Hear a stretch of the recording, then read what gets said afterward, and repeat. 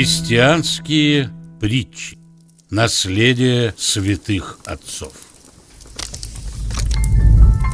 Притча отца Амвросия Оптинского о мужике и базаре.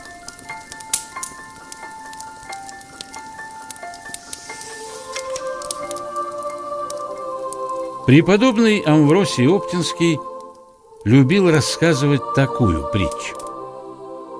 Ехал один мужик по базару.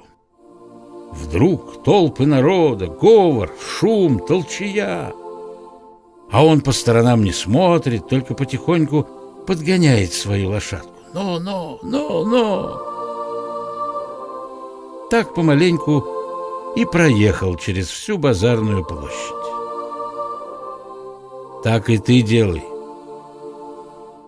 Что бы ни говорили помыслы, а ты все свое дело знай.